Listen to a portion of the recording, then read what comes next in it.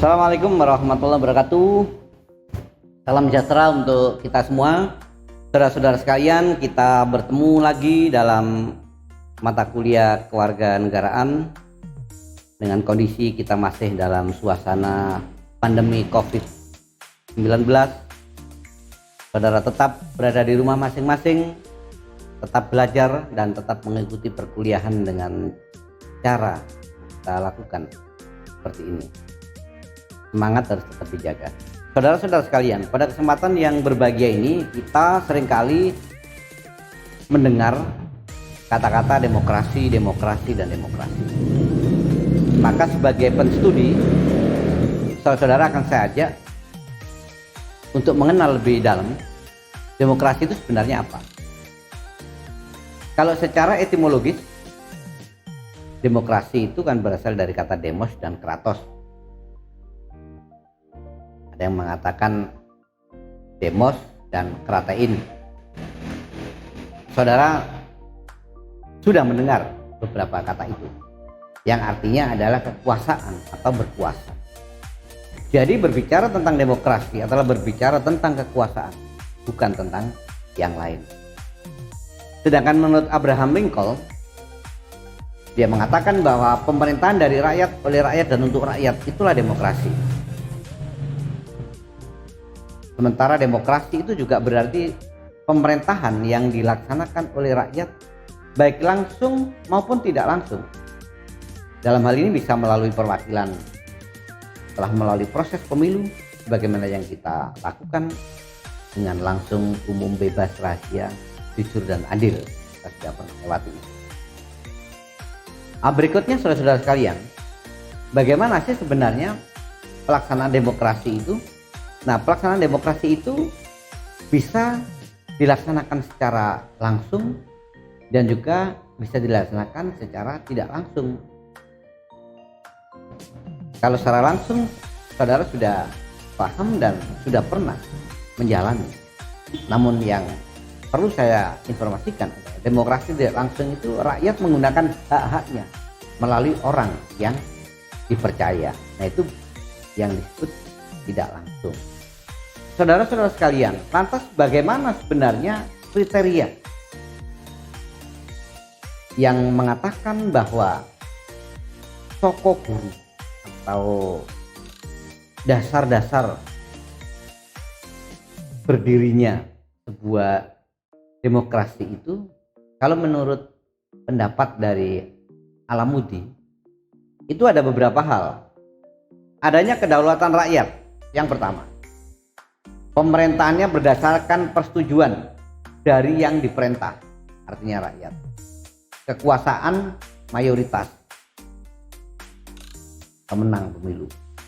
Pengakuan hak-hak minoritas, tidak boleh dihilangkan atau ditiadakan yang minoritas. Jaminan hak asasi manusia. Hari ini mungkin lagi mengedepan bahwa hak-hak asasi manusia itu menjadi terusik untuk dibicarakan dan diperjuangkan. Selanjutnya, pemilihan yang bebas dan jujur, adanya persamaan di depan hukum, adanya proses hukum yang wajar, pembatasan pemerintah secara konstitusional melalui hukum administrasi negara, pluralisme sosial, ekonomi, dan politik, serta nilai-nilai toleransi, kerjasama, dan mufakat. Itu. Namun ada pendapat lain yang mengatakan bahwa ada sejumlah syarat dasar yang untuk terselenggaranya pemerintahan yang demokratis itu, yakni syarat yang pertama, perlindungan konstitusional, badan kehakiman yang bebas dan tidak memihak, pemilihan umum yang bebas, kebebasan untuk menyatakan pendapat, kebebasan untuk berserikat atau berorganisasi dan beroposisi, pendidikan kewarganegaraan. Beroposisi dalam hal ini jangan diartikan bahwa negara kita menganut sistem oposisi, tidak. Namun beroposisi itu dalam arti berbeda pendapat dalam rangka mengkonstruksi pembangunan bangsa, itu harus tetap dijaga keberadaannya. sehingga menjadi checks and balance dalam proses kekuasaan itu dijalankan. Saudara-saudara sekalian, ada pendapat yang mengidentifikasi tentang pilar demokrasi Indonesia, di mana istilah itu juga disebut dengan the 10 pillar of Indonesian constitutional democracy. Ini disampaikan oleh Sanusi.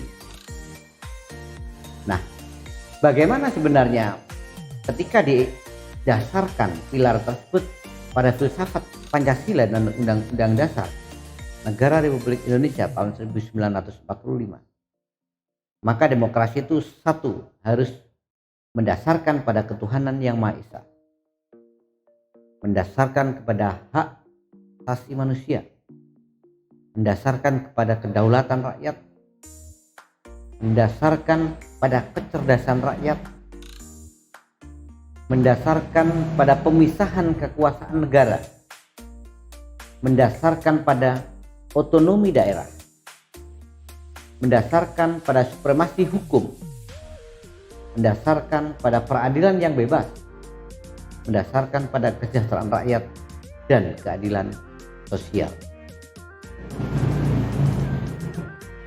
Namun jangan lupa terdapat 3 faktor yang mempengaruhi penegakan demokrasi konstitusional di suatu negara. Ini menurut Bahlmuller, yaitu faktor ekonomi. Pasti ekonomi ini sangat berpengaruh terhadap proses demokrasi. Tidak jarang ekonomi ini menentukan bagaimana perkembangan demokrasi secara signifikan. Yang kedua, terdapat juga faktor sosial politik. Faktor ini berkaitan dengan pembangunan demokrasi suatu negara, yang merupakan masalah perasaan kesatuan nasional dan identitas sebagai bangsa. Dan yang ketiga adalah faktor budaya, kewarganegaraan, dan sejarah. Saudara-saudara sekalian, Henry B. Mayo menyatakan bahwa demokrasi didasari oleh beberapa nilai. Apa saja nilai itu? Nilai itu harus mampu menyelesaikan perselisihan secara damai dan secara melembaga. Yang kedua, harus menjamin terselenggaranya perubahan secara damai di dalam suatu masyarakat yang sedang berubah. Yang ketiga, menyelenggarakan pergantian pimpinan secara teratur. Yang keempat, membatasi penggunaan kekerasan sampai batas minimum. Yang kelima, mengakui serta menganggap wajar adanya keanekaragaman pendapat dalam masyarakat. Jadi bagi kita tidak boleh ketika ada pendapat yang berbeda itu dianggap pihak yang melawan, dianggap pihak yang tidak ikut membangun. Tidak boleh, karena itu bagian dari dinamika dalam kehidupan berbangsa dan bernegara dan menjamin tegaknya keadilan. Itu adalah hal-hal yang memang harus kita tanamkan untuk kita melihat bagaimana sebuah demokrasi itu dijalankan oleh pemerintah dalam konteks negara dan rakyatnya. Nah, sedangkan bagaimana dengan kondisi yang ada di depan kita ketika kita ingin melihat nilai-nilai demokrasi yang perlu diselenggarakan di dalam lembaga-lembaga negara? Maka yang pertama adalah adanya pemerintahan yang bertanggung jawab. Ketika kita berbicara Dewan Perwakilan Rakyat yang mewakili golongan-golongan dan kepentingan-kepentingan dalam masyarakat yang dipilih melalui pemilihan umum. Adanya suatu organisasi politik yang mencakup satu atau lebih partai politik. Dan berikutnya, pers dan media massa itu yang bebas untuk menyatakan pendapat. Sedangkan sistem peradilan yang bebas untuk menjamin hak-hak asas dan mempertahankan keadilan. Itu beberapa alat ukur yang harus kita ketahui. Selanjutnya harus kita bumikan, maka hal itulah yang nantinya akan dapat mewujudkan sebuah demokrasi yang sehat, demokrasi yang indah, dan itulah demokrasi Pancasila yang ada di Indonesia.